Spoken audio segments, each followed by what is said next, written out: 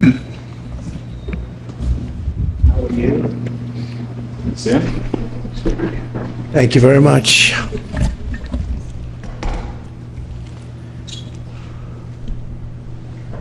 So it's an honor to be with you. And we'll discuss a couple of points. We'll take some questions later if you'd like. I'm sure you might have one or two. I'd be shocked if you didn't. I'd be very impressed. But I'm honored to welcome one of the most accomplished business leaders of our time, the founder and CEO of SoftBank, everybody knows, Masa Yoshii-san. Masa runs one of the largest companies in Japan and among the most successful investment and technology companies anywhere in the world, one of the most successful investors in the world. And we've just concluded a very productive meeting, and today I'm thrilled to announce that SoftBank will be investing $100 billion in America, creating 100,000 American jobs at a minimum. And he's doing this because he feels very optimistic about our country since the election. And many other people are also coming in with tremendous amounts of money. You probably noticed that a poll was just taken. It's business is literally in 39 years, there's been nothing like it. It's been the biggest increase. Small business owners gave it a 41% jump. It's the biggest jump that we've had in 39 years. And nobody's ever seen anything like it. And it's just, they're very optimistic. This historic investment is a monumental demonstration of confidence in America's future, and it will help ensure that artificial intelligence, emerging technologies, and other industries of tomorrow are built, created, and grown right here in the USA. One of the beautiful things about Masa is he's very much involved with emerging technology, probably knows it maybe better than almost anybody. So it's a great honor, and some of you remember after the 2016 election, also SoftBank committed to invest $50 billion in our country, and they did. And I'm very pleased to say that they kept that promise in every way, shape, and form, and now they're looking to do 100, and I've looked at their books. They do have the possibility of doing more. I'm going to ask them to do a little bit more, but first I'm going to ask him to speak and just to say a few words. Masa, please. Thank you. Thank you. Please. Thank you. Thank you very much. Appreciate it. Thank you. Thank you so much. I'm very, very excited. I would really like to celebrate the great victory of President Trump. And my confidence level to the economy of the United States has tremendously increased with his victory. So because of that, I'm now excited to commit this $100 billion and 100,000 jobs into the United States. This is double of last time, as President Trump said.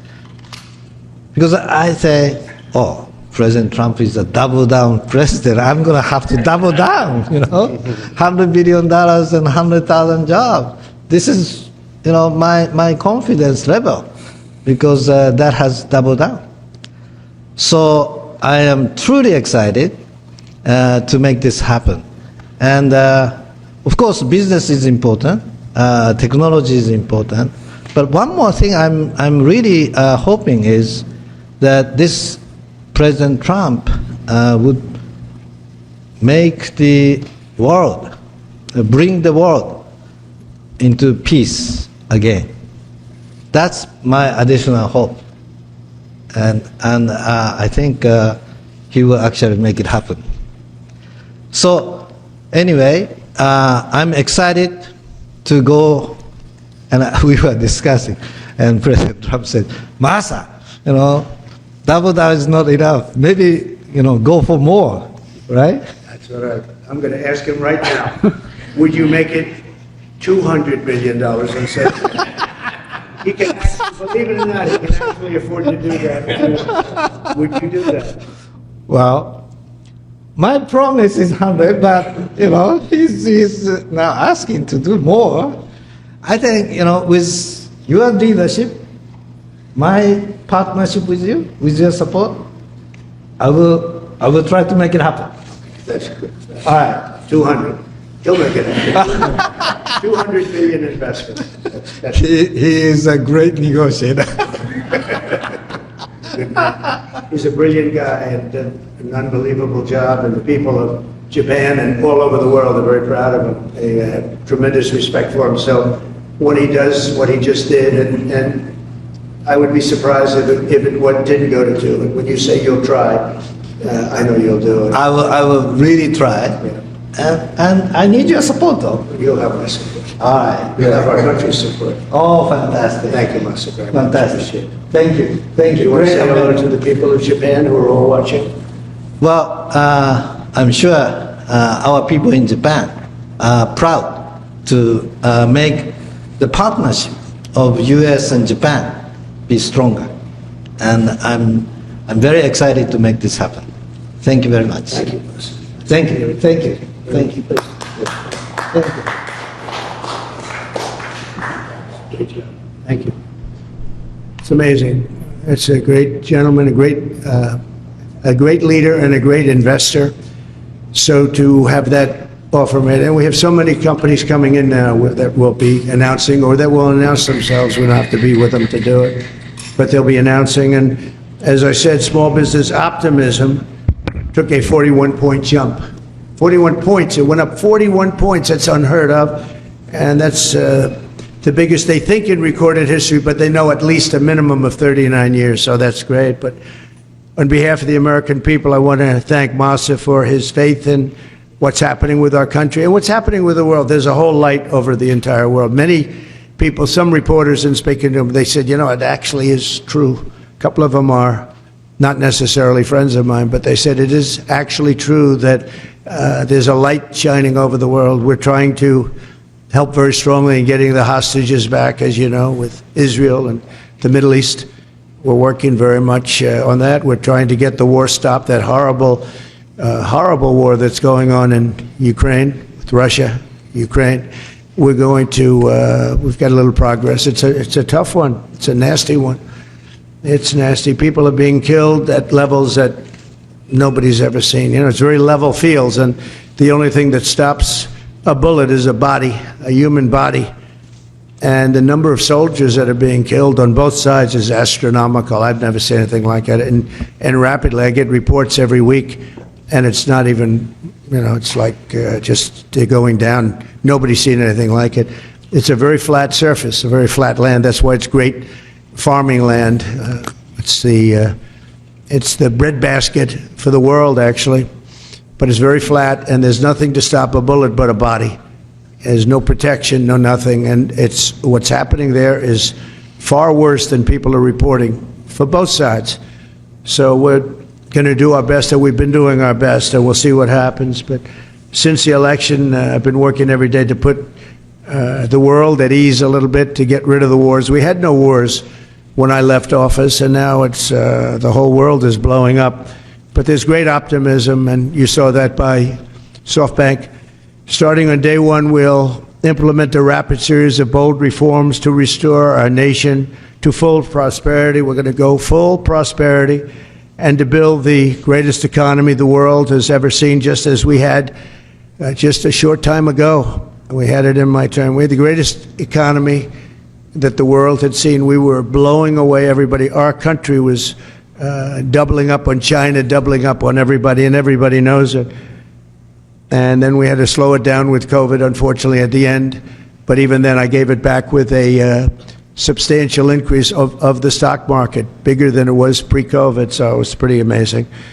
Already preparations are underway to slash massive numbers of job-killing regulations, eliminating 10 old regulations for every new one. You put a new regulation on, you have to get rid of 10, and we'll be able to do it. And that was about the percentage we had. We cut more regulations than any president has ever cut by far, actually, by approximately 5 times.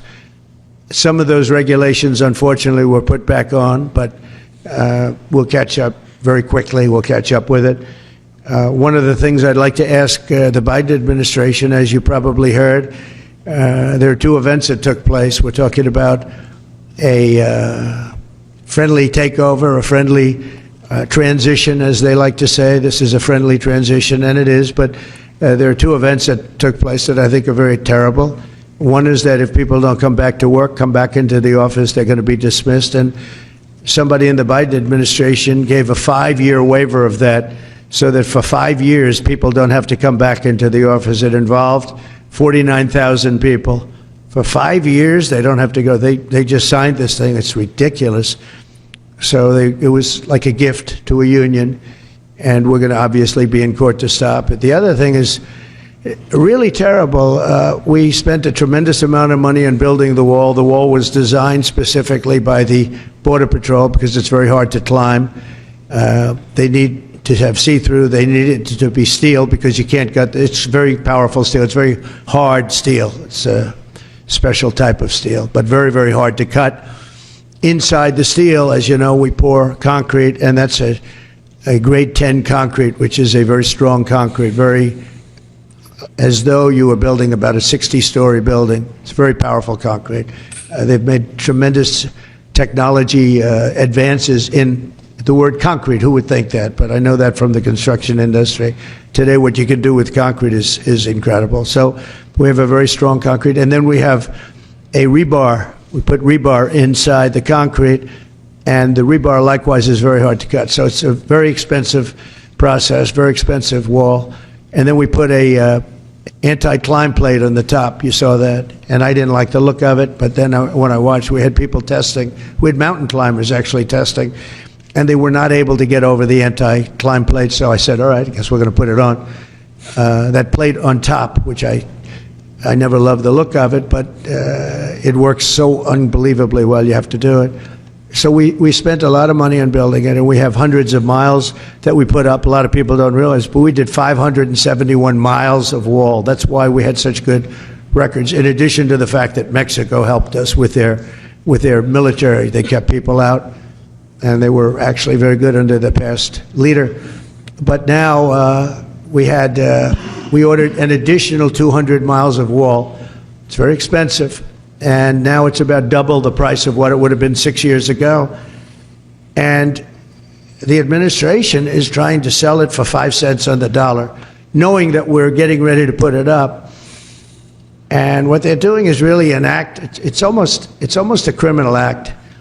They know we're going to use it, and if we don't have it, we're going to have to rebuild it, and it'll cost double what it cost years ago, and that's hundreds of millions of dollars, because you're talking about a lot of wall. I built much more than I said I was going to build, but then after it was built, I said, you know, we can do some more because it's sort of like water, people flow through, and that will pretty much really take care of it. And what happened is they just, as you see, they're trying to sell it for 5 cents on the dollar, and that's really, that has nothing to do with a smooth transition. That has to do with people really trying to stop our nation. And all it means really is that we're going to spend hundreds of millions of dollars more, not even talking about the time. Time would be pretty long, but we'll spend hundreds of millions of dollars more on building the same wall that we already have. And people have already come back to us that have deals at 5 cents and 4 cents, and one guy at 3 cents on the dollar, and they offered to sell it back to us at more money than it cost us to build substantially. Can you believe it? So they make a deal with the United States to buy it for pennies, and then they call us and they say, do you want to buy it back? We'll sell it back to you for hundreds of dollars a foot. Hundreds of dollars, from pennies to hundreds of dollars a foot. And we can't let this take place. Now we're going to go. I spoke with the Attorney General of Texas. I spoke to the senators of Texas. I spoke to a lot of people, and hopefully they'll be able to stop. We're going to be, having a restraining order. But just think about how ridiculous it is. And this is just people that don't want this country to succeed. And this has nothing to do with Democrat or Republican. This has to do with common sense. We won on common sense, and this is maybe one of the most egregious examples I've seen. So the people that are buying it or trying to buy it are trying to make a deal with us to sell it back at hundreds of times more than we paid.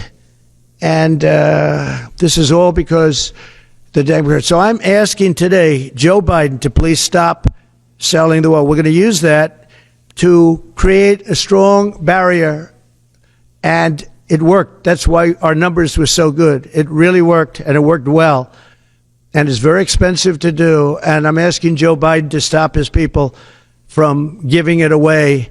It's something that people can't even believe is happening, so hopefully Joe will be able to stop it. We'll soon unleash American energy, and this will be done at levels not seen before, issuing quick approvals for pipelines, drilling, and other infrastructure.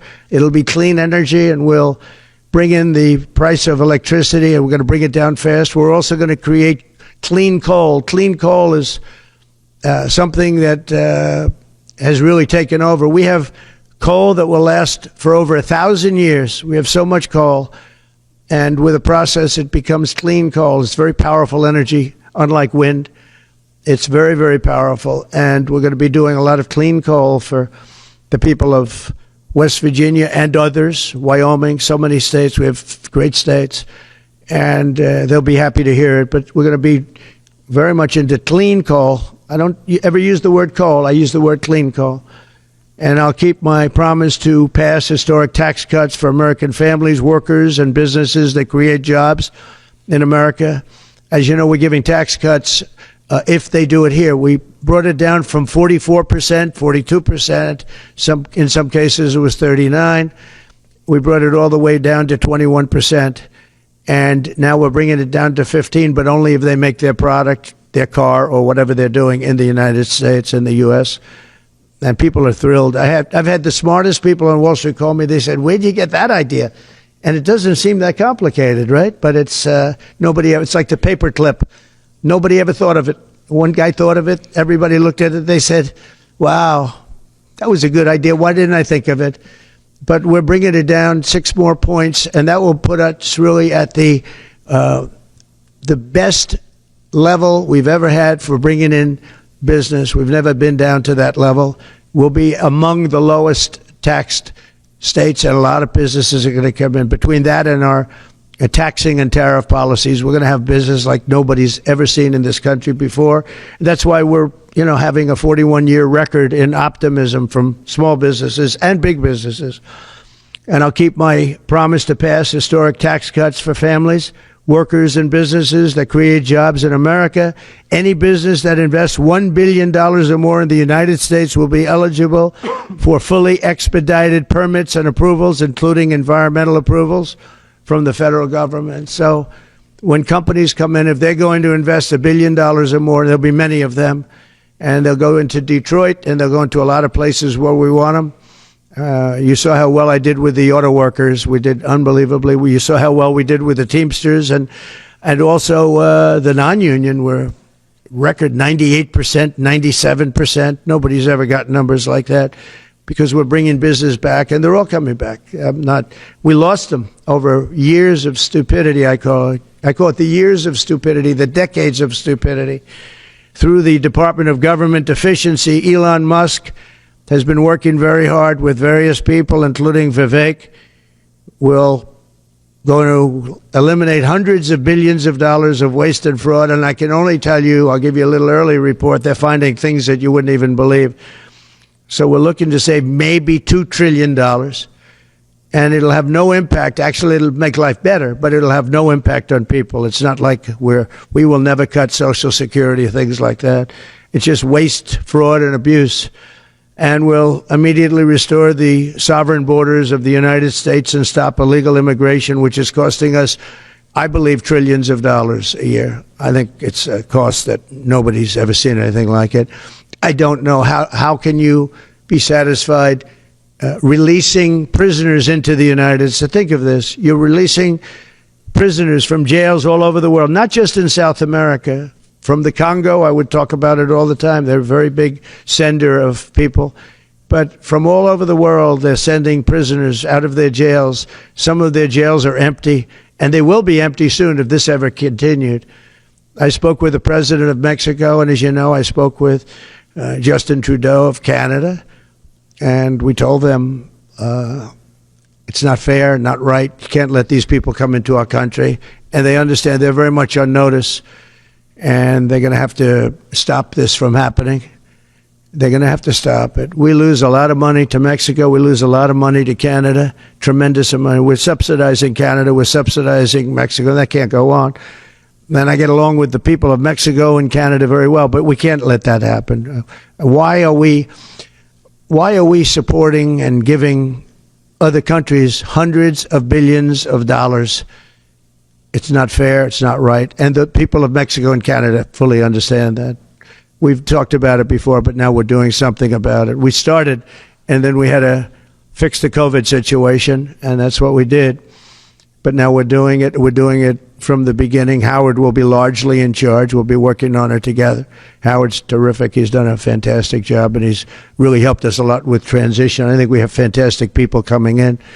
So all of these policies will help us rapidly defeat inflation, create millions of new jobs, and put money in the pockets of the hardworking families of our country, pay off debt. We're going to be paying off a tremendous amount of debt. We're $36 trillion. You don't want to be there. And we're going to be using a lot of the money that we make. We're going to be opening up a lot of businesses are going to be pouring in because of our tax policy. And we're going to use the money that we made to pay off debt and to reduce taxes. We're going to further reduce taxes. If you remember when we reduced them last time, that brought a tremendous amount. We brought it down to 21%, and that was the biggest tax cut in the history of our country. And nobody ever thought this would happen, but this is what's supposed to happen. We actually ended up taking in more revenue at 21 than we did at 40%, which was pretty amazing. But this will be the most exciting and successful period of reform and renewal in all of American history, maybe of global history. The golden age of America, I call it. It's begun. So it's the golden age of America, and that's what it's going to be. And we hope we don't have any intervening problems, because things happen. Like out of nowhere came the China virus. Out of nowhere came other things we don't want to have. You know, when I left, we had no wars. We had no problems. The Middle East was good. We did the Abraham Accords. We did things that nobody thought were even possible. But think of it, 4 years ago, we had no wars. You didn't have Russia going into Ukraine. They wouldn't have done it. They weren't even thinking about it. When they saw what happened in Afghanistan, I think they gave them an idea, but they wouldn't have done it. They would have never gone. President Putin would have never gone in. And now you look at all those people are dead. All those cities are destroyed. You know, it's nice to say they want their land back, but the cities are largely destroyed. They've left Kiev because probably maybe they want to use it or occupy it, but they haven't done it. They've done a lot of damage, but relatively compared to the other cities, very little. But many of those cities are gone. Those beautiful towers, those beautiful buildings that they had are now laying on their sides, destroyed, totally destroyed. The turrets and all of the magnificent 1,000-year-old, 2,000-year-old structures that were very strong are blown to smithereens. You look at some of those cities and not one building standing. So, you know, when you say take over the country, take over what? Take over what? That's a 100-year rebuild. Take 100 years to rebuild it, and you can never have it the way it was. What a shame. It should have never happened. It would have never happened. If I were president, that war would have never happened. Nor would Israel have happened with the attack on Israel. So we're inheriting big challenges at home and all over the world. Again, we had no wars. We had no problems. We had no inflation. We had it less than 1%. Perfect number. And then we had inflation, the likes of which I say, I don't believe the country's ever seen inflation like that. They say 38 years. I don't know. I think it's probably ever, but we're going to take care of all of it. We're going to get the prices down by energy. The energy is going to come in. We have more energy than anybody else. We're going to use it. We don't have to buy energy from Venezuela when we have 50 times more than they do. It's just insane what we're doing. So we will not rest until America is richer, safer, and stronger than it has ever been before. And we have a big head start. Last time we didn't. And last time we didn't know the people. We didn't know a lot of things. But by the time we got it up and going, it was incredible. Again, we built the greatest economy in history for that period of time. And we'll do it again. I believe substantially more so. because we understand, number one, the people of Washington. I know them. I didn't know any of them virtually. I relied on other people for recommendations. Some were very good recommendations. We had some great people. Bob Lighthizer, I thought, was great. We had a lot of great people. And but we had some people that I wouldn't have used in retrospect, and now I know them better than anybody, better than they know themselves. So once again, I'd like to thank Masa for what he's done with that investment, which will end up being $200 billion, I believe. But I just want to thank him. He's just an outstanding man. When you have that kind of brain power wanting to invest in this country, and that's money that he can't invest elsewhere. So that's a big investment, but makes me feel very good. Makes me feel that we're absolutely on the right track. So thank you, Tomasa, and we'll take a couple of questions. Yeah, please. Jeff. Can you tell us what you said to Prime Minister Netanyahu in your call on Saturday? Yeah. And have you spoken to President Putin since your election? Well, I'm not going to comment on the Putin question, but I will comment on Bibi. We had a very good talk. We discussed what is going to happen, and I'll be very available on January 20th, and we'll see. As you know, I gave warning that if these hostages aren't back home by that date, all hell's going to break out, and very strong. But we generally just discussed. I asked him, where are things? Mike Waltz they're doing a great job, by the way. Everybody is very happy. I think he's doing a fantastic job. But he was very much involved in the call. But it was a recap call more than anything else. President, do you plan to stop the ban on TikTok next month? Who? How do you plan to stop the ban on TikTok next month? We'll take a look at TikTok. You know, I have a warm spot in my heart for TikTok because I won youth by 34 points. And there are those that say that TikTok had something to do with that. Now, Joe Rogan did, and some of the other people that were recommended by my son Barron, he knew names. I said, who is that?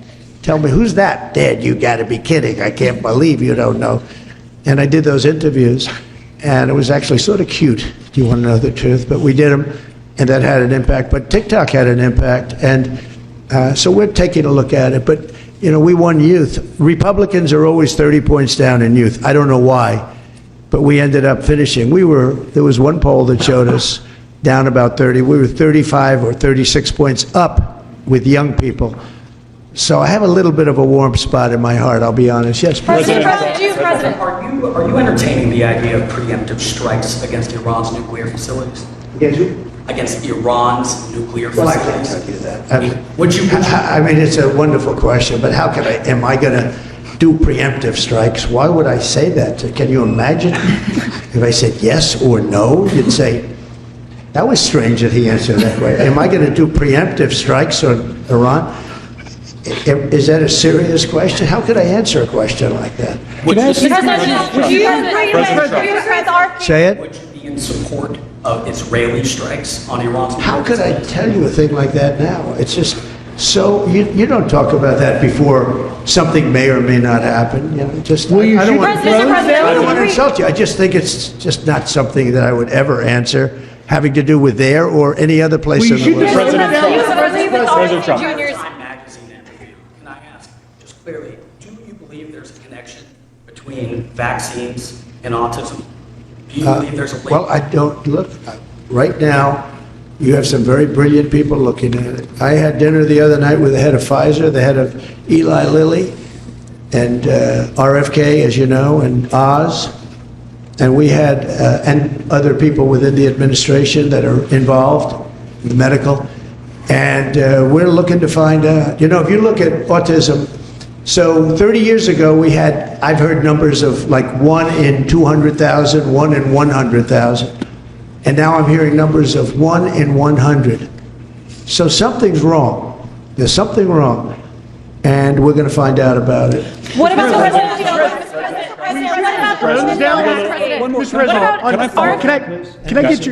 Can I follow up on Robert Kennedy? He's on the Hill today. He's meeting with senators. What do you say to people who are worried that his views on vaccines will translate into policies that will make their kids less safe? No, I think he's going to be much less radical than you would think. I think he's got a very open mind, or I wouldn't have put him there. He's going to be very much less radical. But there are problems. I mean, we don't do as well as a lot of other nations, and those nations use nothing. And we're going to find out what those problems are. And another thing that came up, the dinner was fascinating because I had Bobby and I had, again, the head of Pfizer. You know who that is. He's a highly respected man who has run an incredible company. Likewise with Lilly, the top two people. And we had the head of the industry also. So all companies were represented. And I said, let's have it out now a little bit. And you know what came out of that meeting is that we're paying far too much because we're paying much more than other countries. And we have laws that make it impossible to reduce. And we have a thing called the middleman. You know the middleman, right? The horrible middleman that makes more money, frankly, than the drug companies. And they don't do anything except they're a middleman. We're going to knock out the middleman. I'm going to be very unpopular after that statement. Mr. President, What about the? I don't know who these middlemen are, but they are rich as hell. And we're going to knock out the middlemen. We're going to get drug costs down at levels that nobody has ever seen before. And that really, I tell you, we spent more time talking about that with Bobby and with the executives and Oz, all of them. We spent more time talking about that than anything else. thanks to President Trump. What about the polio vaccine? Well, I'm a big believer in it, and I think everything should be looked at, but I'm a big believer in the polio vaccine, Do you the think- Salk vaccine. Do you think schools should mandate vaccines? Do you think schools should mandate vaccines? I don't like mandates. I'm not a big mandate person, so, you know, I was against mandates. Mostly Democrat governors did the mandates, and they did a very poor thing. It was, you know, in retrospect, they made a big mistake. Having to do with the education of children. You know, they lost like a year or 2 years of their lives. The mandate was a bad thing. I was against the mandate. So is that something you'd want to? Mr. President, Yes, please. do you expect Ron DeSantis to appoint Laura Trump to Senator Marco Rubio's seat? No, I don't. I probably don't, but I don't know. Ron's doing a good job. It's his choice, nothing to do with me. Laura's unbelievable. I mean, she was incredible. The job she did at the RNC as chairman, along with Michael Watley, the combination. But I can just speak for Laura. She is so highly respected by women. I mean, even her workout routines are through the roof. She lifts 150 pounds. I don't know how the hell she does it. She's a bad example for men and women's sports. Because I wouldn't be able to beat her, I don't believe. I'd try like hell. But no, she's an incredible woman. And, you know, it's funny, people oftentimes talk about nepotism. I never had, when I put her there, people said, how did you get her to do it? You know, she could have run for the Senate in North Carolina. Ted Budd would be the first to say. And he wouldn't have run. Nobody would have run. And she just said, no, I want to really focus on my children. When the election, and my family, she has a great family. When the election started getting closer, I asked her, would she go to Washington and work on the, you know, as chairman of the committee along with Michael Watley. And they did such an unbelievable job, especially on cheating. They stopped it, or at least they stymied it. Too big to rig. And we won in a landslide. You know, we won tremendously. She did an amazing job. Now Ron is going to have to make, because Marco has been really a star already, and we haven't started, but you know, we see signs of from some people, or very early we see signs of stardom, and Marco has done incredibly. He's sort of born for it. It was such an easy decision. The Marco decision was such an easy, but he leaves a vacancy in Florida, and Ron's going to have to make that decision, and he'll make the right decision. I also know that Laura's got so many other things. I mean, she's got so many other things. People want her to be on television. They want to give her contracts. You know, her predominant thought is our country and her family. Those are her thoughts. But she's got so many other things that she's talking about. Mr. President. He'll make the right decision. Mr. President. Should senators who oppose your nominees, your cabinet nominees, should they be primary? If they are unreasonable, I'll give you a different answer, an answer that you'll be shocked to hear. If they're unreasonable, if they're opposing somebody for political reasons or stupid reasons, I would say has nothing to do with me. I would say they probably would be primaried. But if they're reasonable, fair, and really disagree with something or somebody, I could see that happening. But I do believe that if they're I think we have great people. I think we have a great group of people. Pam has been unbelievably received. You take a look, Pam Bondi. So many have been just unbelievably received. I think Pete Hegseth is making tremendous strides over the last week. He's going to be great. Look, he went to Princeton, he went to Harvard, he was a great student there, but he really was, from the first day I met him, all he wanted to talk about was military. He's just a military guy. I think it's a natural. This was my idea.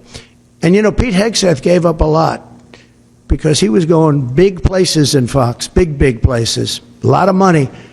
And he didn't even hesitate. When I said, do you want to do this? He said, absolutely. I said, you know, if it doesn't work out, you'll never have the opportunity that you have right now in terms of the world of entertainment or business, whatever you want to call it. You'll never have that opportunity again. In fact, it could be just the opposite because it's nasty out there.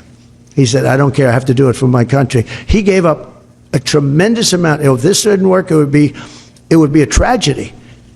Because, but that's what he loves. He loves the military. I never talked to him about anything else. He'd talk about the military. He'd come to see me about a soldier that was unfairly treated, and could I help? That's the only thing I virtually ever talked to him about. And I always remembered it. I've seen him many times, and I don't think I've ever had a subject on anything other than military with him. That's where his love is. And he didn't say, well, I'd like to think about it. I'd like to talk to my family. He said, not even a contest. And, you know, he was going through the roof over there. He was doing great. They have the #1 show that Saturday and Sunday with Will and Rachel. That was great chemistry. And if this didn't work out for him, it would be actually sort of tragic. Yeah. Would you consider pardoning Eric Adams? Yeah, I would. Yeah. I think that he was treated pretty unfairly. Now, I haven't seen the gravity of it all, but it seems, you know, like being upgraded in an airplane many years ago. I know probably everybody here has been upgraded. They see you're all stars, and they say, I want to upgrade that person from NBC. I'm going to upgrade him. And that would mean you'll spend the rest of your life in prison. I don't know. Somehow, I hope not. I mean, I'd have to see it because I don't know the facts. I think he was treated, you know, it's very interesting. When he essentially went against what was happening with the migrants coming in. And, you know, he made some pretty strong statements like, this is not sustainable. I said, you know what, he'll be indicted soon. And I said it, not as a prediction, a little bit lightheartedly, but I said it. I said, he's going to be indicted. And a few months later, he got indicted. So, yeah, I would certainly look at it. Yes. Mr. President, can I ask you a question about the drones? With the 900 troops in Syria, are you planning on pulling them when you get into office, or will you?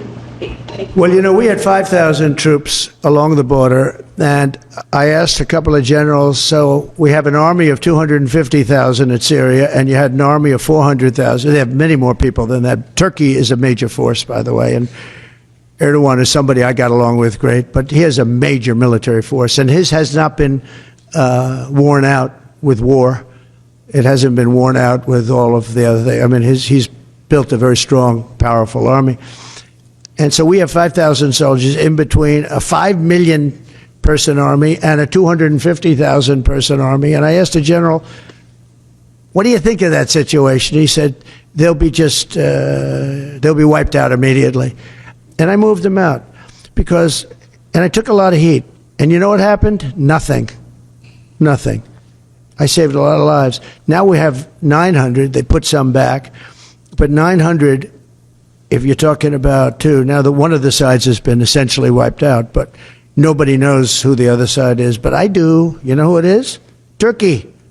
Okay? Turkey's the one behind it. He's a very smart guy. They've wanted it for thousands of years, and he got it.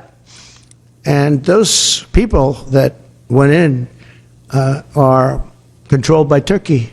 And that's okay. It's another way to fight. But no, I don't think that I want to have our soldiers killed. But I don't think that will happen now anyway because the one side's been decimated.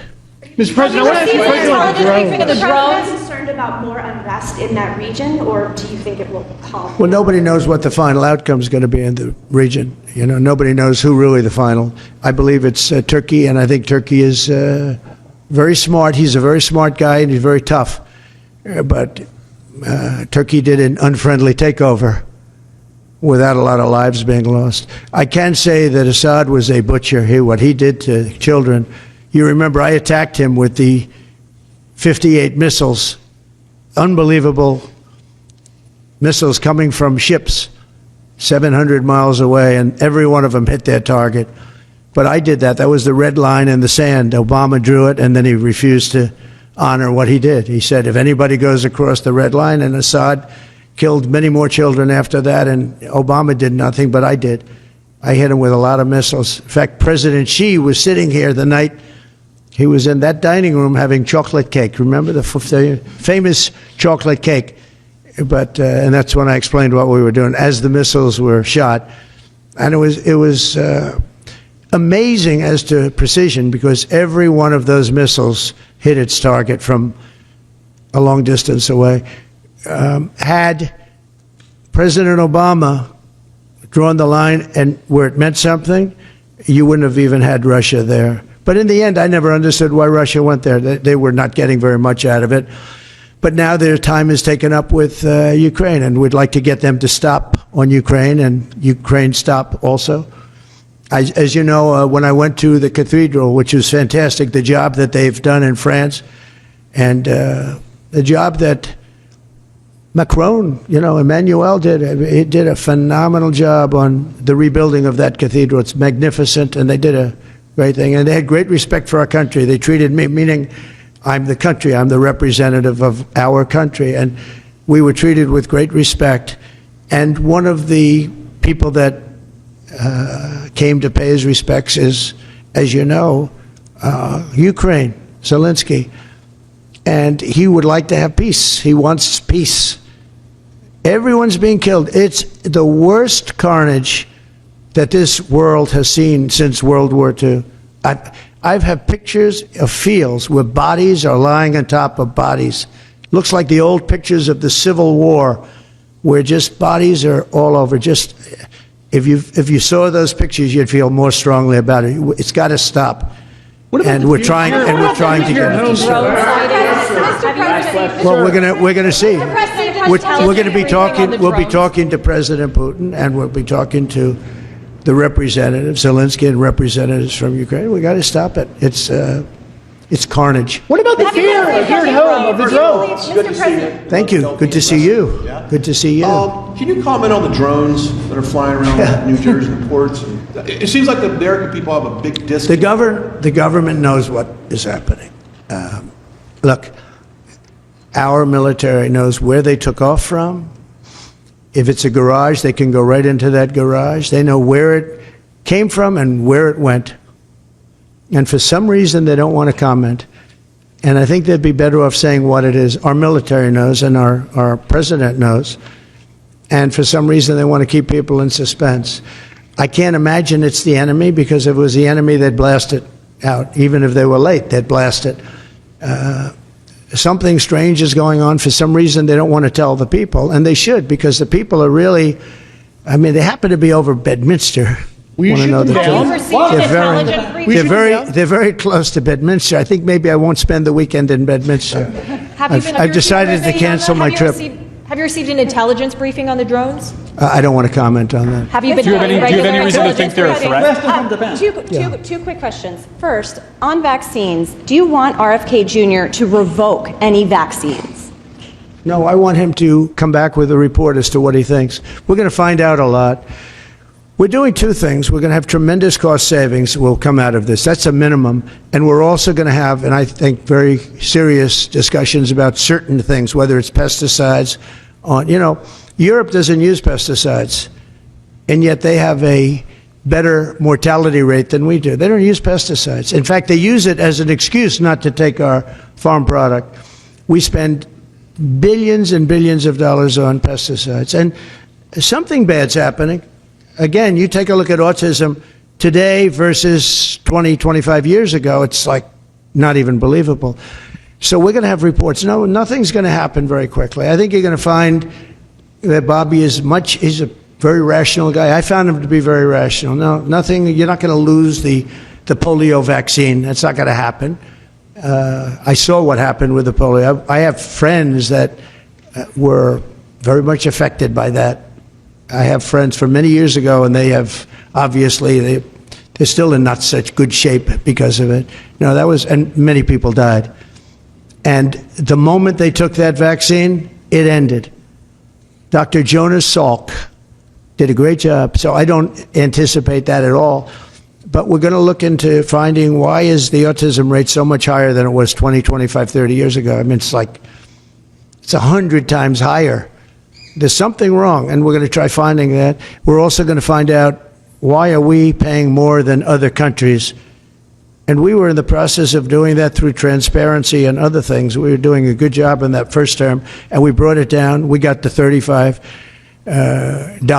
all of the different things. We got, we were the ones that got all of that done. Every one of those things, we got them done. I said, I hope I win, because otherwise somebody's going to take a lot of credit for what we did.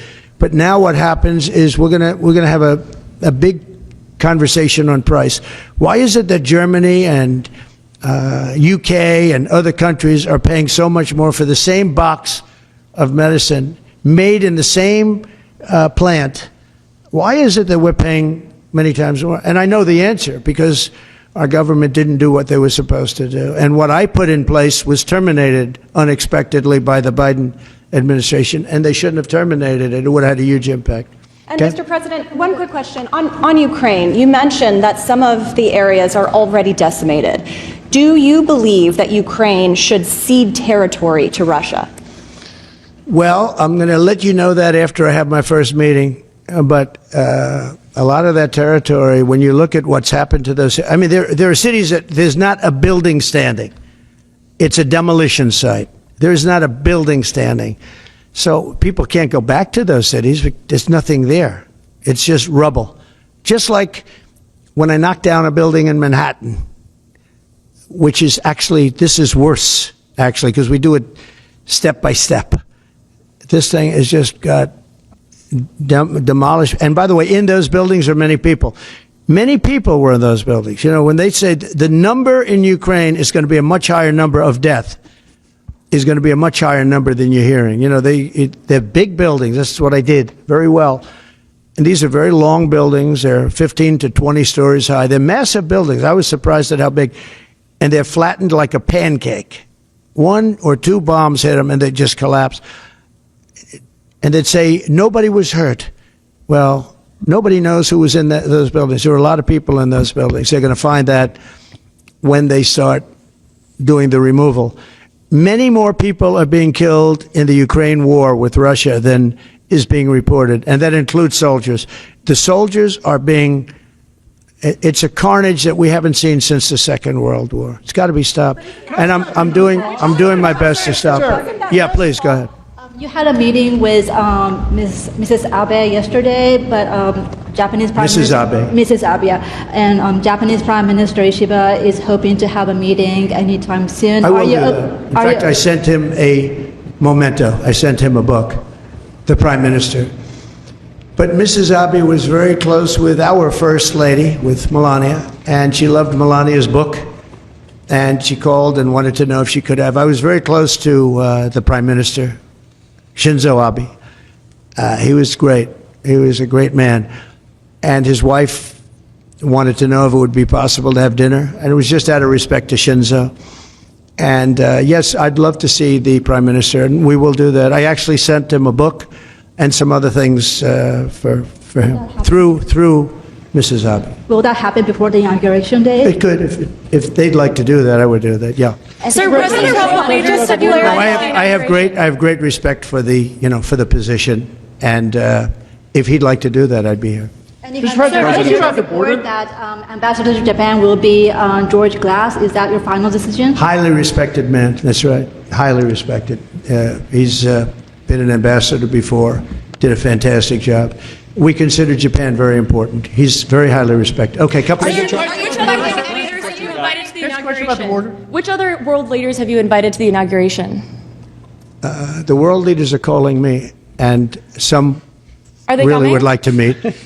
No, I mean literally, they're calling me, and I'll be seeing some of them.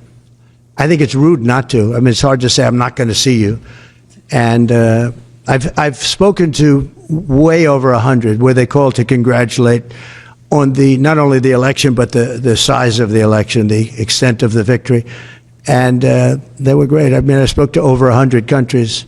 You wouldn't believe how many countries there are. And I'm trying the best I can to get back to everybody, but there are a lot of countries, and every one of them, literally everyone called, and it was very nice. So, yeah, I'd see some if some felt it was an emergency. I've seen, Anyone in as you know, I've seen President Zelensky. He came to France while I was there for the cathedral opening. They actually had about 70 presidents and prime ministers, and in one case, a king. We saw some great people. I also met with William, and I was very impressed by William. I think William is terrific. I was very impressed by William. As you know, I met with him, too. Are you President Trump, can I ask you a question about that? Did you invite Zelensky to the inauguration? No, but if you'd like to come, I'd like to have him. I mean, I didn't invite him, no. Are you disappointed Trump, can I China ask you a Xi question can't about come to the conversation on board? inauguration? Are you disappointed that China Xi won't be at the inauguration? I don't know that he won't be at the inauguration. I mean, I haven't really spoken to him about it.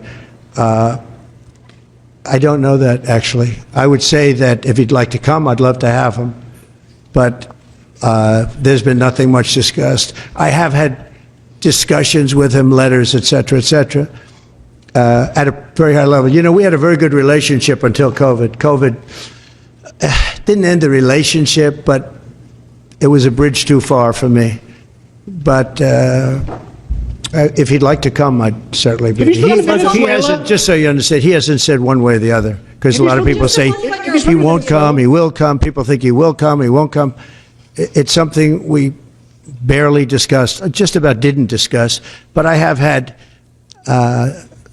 especially through letters, some very good conversations. Have you had conversations with Venezuela? You know, because China and the United States can together solve all of the problems of the world, if you think about it. So it's very important. And, you know, he was a friend of mine. I mean, he was here for a long time, right in that spot, except sitting in a very comfortable chair. He wasn't standing like you are. But we spent hours and hours talking. And, you know, he's an amazing guy. Have you spoken to Venezuela? The press hates when I say that, but he's an amazing Have you person. spoken to anyone in President Venezuela, Trump, sir? can I ask you about- On can I the ask you border. about If I could just ask you on the border. Hold on one second, Gary. shooting? Real quick. The United Healthcare shooting, the I think shooting of the it's CEO. terrible. In your, can you give us your thoughts about that? And what do you make of Well, the I reaction think it's around the terrible. suspected shooter? Does that tell you Yeah, anything about how people I think it's a about healthcare? terrible thing. I think it's really terrible that some people seem to admire him, like him. And I was happy to see that it wasn't specific to this gentleman that was killed. It's just an overall sickness as opposed to a specific sickness. That was a terrible thing. It was cold-blooded, just a cold-blooded, horrible killing. And how people can like this guy is, that's a sickness, actually. That's really very bad, especially the way it was done. It was so bad, right in the back. And very bad, very thing like that. You can't believe that some people, and maybe it's fake news. I don't know. It's hard to believe that that can even be thought of. But it seems that there's a certain appetite for him. I don't get it. Yeah, please. Could you just comment on?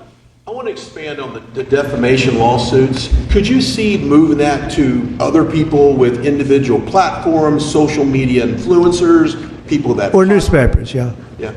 Yeah. Oh, I do. I think you have to do it because they're very dishonest. We need a great media. We need a fair media. We need, it's very important. And we need borders. We need walls, but we need borders and we need fair elections. You look at California, millions and millions of ballots were sent out. They're still counting the vote in California with the machines. They're counting the vote. If you had paper ballots, the votes would have been counted 4 weeks ago, 3 weeks ago. Now, you need fair elections, you need borders, and you need a fair press. And The press is, no, I see others. I have a few others that I'm doing. I'm going to, as an example, I'm doing this not because I want to.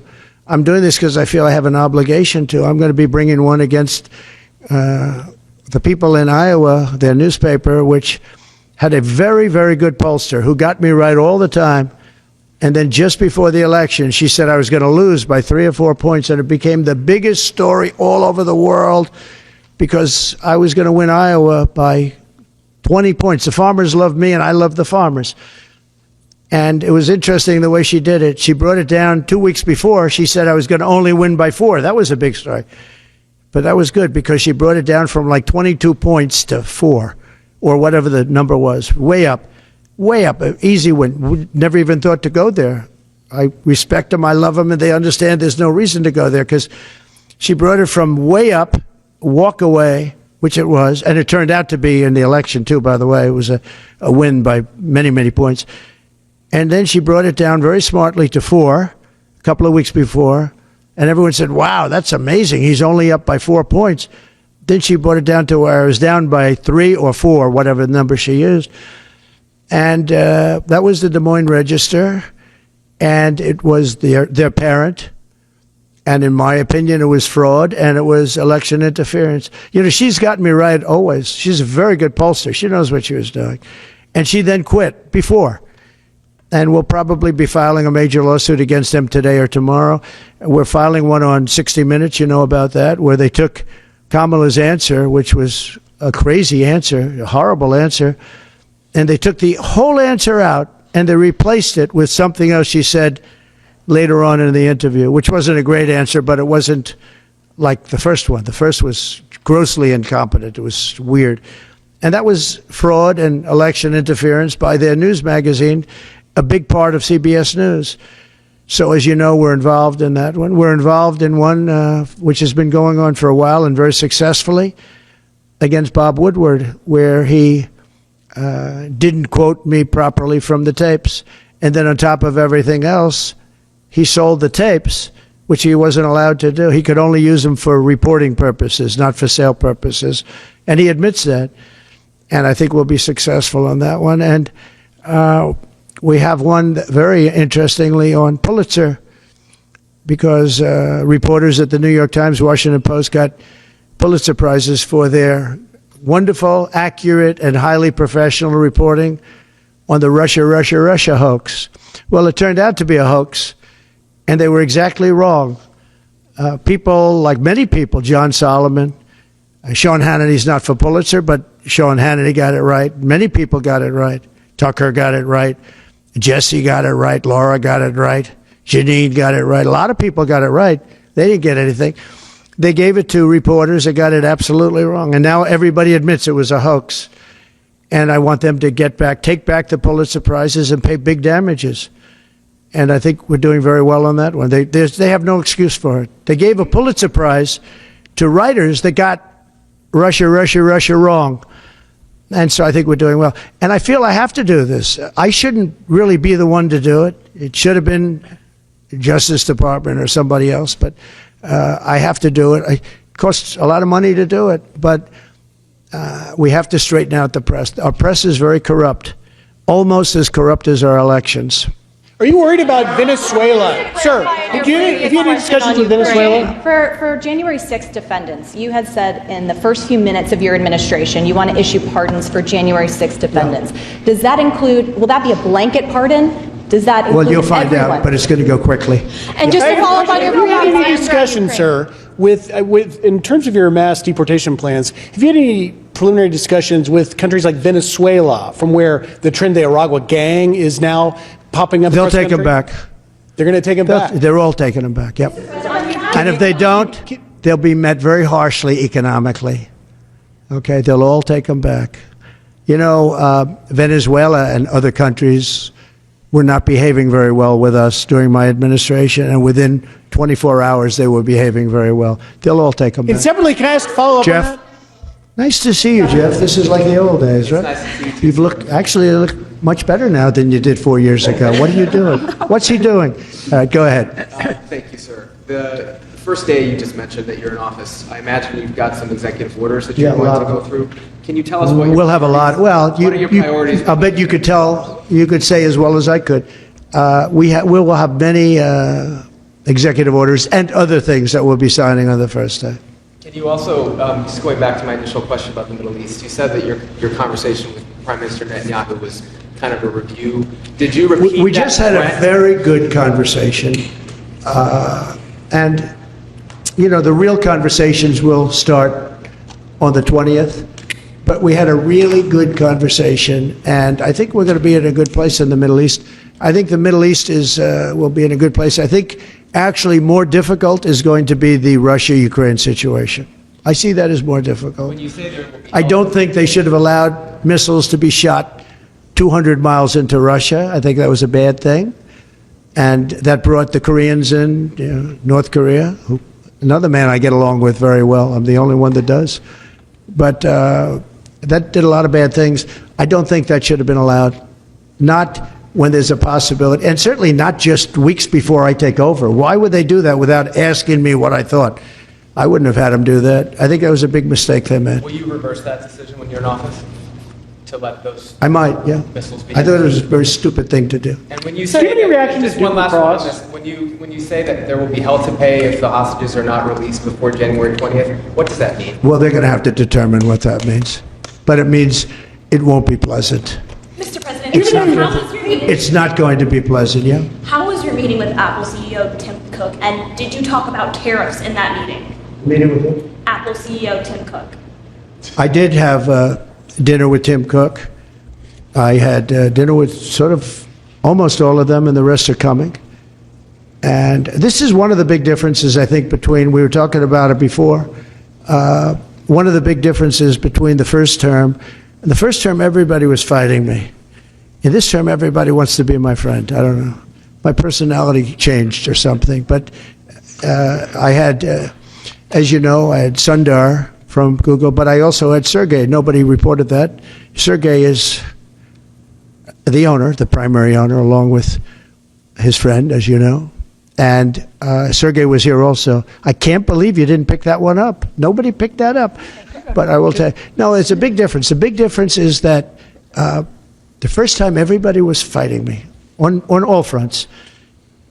And we had a great administration. We got the biggest tax cuts in history, rebuilt the military. Too much of it was given away to Afghanistan, stupidly given away, horribly given away. I think that's one of the reasons that Putin went in to Ukraine when he saw the stupidity of Milley and these guys. They're stupid people, very stupid people. If they didn't do such a bad, you know, we were pulling out of Afghanistan, but I would have pulled out with dignity and strength. They wouldn't be having parades, I guarantee you, showing our equipment that they left behind, because we weren't going to leave any equipment behind, not 10 cents. We were going to take every screw and every bolt. Yeah, the biggest difference is that people want to get along with me this time.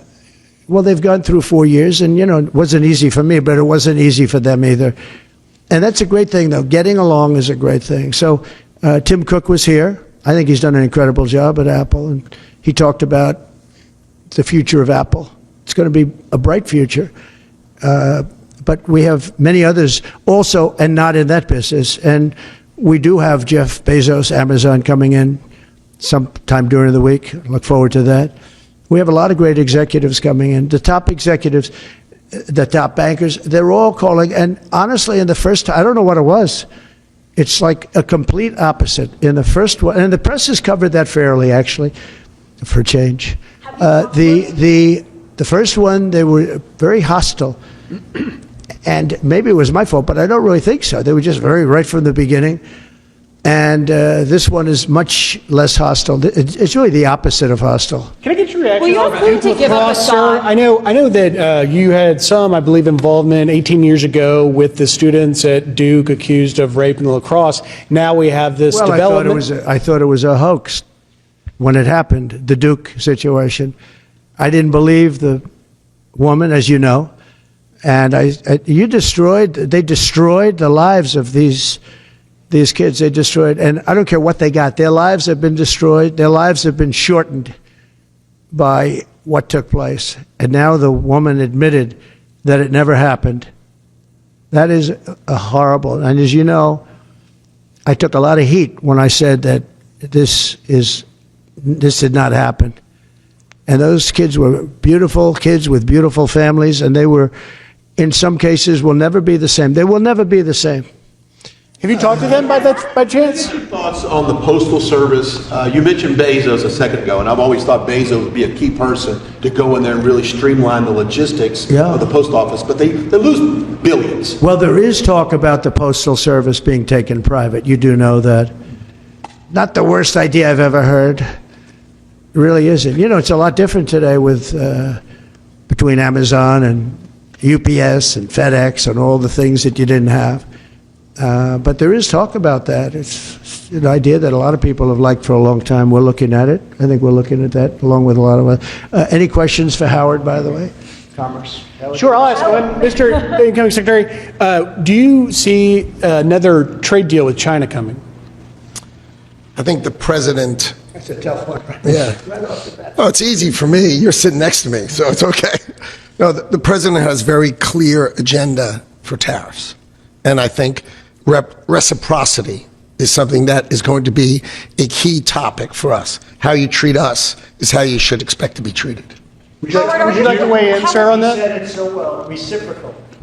If they tax us, we tax them the same amount. But They tax us, are you- forgetting just for a second about the word tax. They tax us, we tax them. And they tax us, almost in all cases, they're taxing us, and we haven't been taxing Is that them. deal already underway? Is there a deal already underway with respect to that? Let's just say this, we're gonna make great deals, and we have all the cards. And until I came along, don't forget, and Howard was going over the numbers with me last night, we took in $600 billion and more in taxes and tariffs from China. No other president took in 10 cents, not 10 cents, not 10 cents. And no, well, we're going to be doing things. We're going to be treating people very fairly. But the word reciprocal is important because if somebody charges us, India, we don't have to talk about own. If India charges us 100%, do we charge them nothing for the same? You know, they send in a bicycle and we send them a bicycle. They charge us 100 and 200. India charges a lot. Brazil charges a lot. If they want to charge us, that's fine, but we're going to charge them the same thing. That's a big worried thing. about And you know what? The senators, some of them aren't necessarily business people. When I give that to them, they say, that sounds fair to me. Are you concerned that tariffs might hurt the stock market rise that you have seen and the economy more broadly? Make our country rich. Tariffs will make our country rich. But won't they raise prices? Properly used. No, well, I didn't have any inflation, and I had massive tariffs on a lot of things. We put tariffs on steel. If I didn't put tariffs on steel, 50% and more, they were dumping steel in, China and others. I put tariffs on, and it stopped, and we took a fortune. We made a fortune on it. Tariffs, properly used, which we will do, and being reciprocal with other nations, but it'll make our country rich. Our country right now loses to everybody. Almost nobody do we have a surplus with. There are a couple of countries, and they're embarrassed by it, but almost nobody. And tariffs will make, I always said, to me, tariffs, the most beautiful word in the dictionary. It'll make our country rich. You go back and look at the 1890s, 1880s, McKinley, and you take a look at tariffs, that was when we were at our proportionately the richest. Mr. President, Agree with the view from. Did you get to a good spot? back on Ukraine, Mr. President. What should Zelensky, if anything, be prepared to give up to end this He war? should be prepared to make a deal. That's all. Got to be a deal. No, got to be a deal. Too many people being killed. That is a war that's too many people. Got to make a deal. And Putin has to make a deal too. What deal would Do you think- you Putin suggest? has to make a deal, and Putin would have never gone in if I was president. If I was president, we wouldn't have had inflation. Our oil prices would have been lower. I had a good relationship with Putin. He would, despite the Russia hoax, which made it more difficult. If we had that election, if it were an honorable election, we wouldn't have had any of the problems that we're talking about right now. Putin would have never gone in. Based on Make that deal to your give up understanding of office. it. Do you still? You said Will that you you could ask- make that deal before you take office. Do you still think you could make that deal? I'm going to try. Will you ask Based on your- Putin to give up Assad? Well, I hadn't thought of it. I think we have to get on with our lives. We'll have to see what happens. But right now, Syria has a lot of, there's a lot of indefinites. Nobody knows what's going to happen with Syria. But I think Turkey is going to hold the key to Syria, actually. I don't think you've heard that from anybody else, but I've been pretty good at predicting. I want to thank you all, and we're going to make America great again. Thank you very much. Thank you very much. And you can Thank you. continue to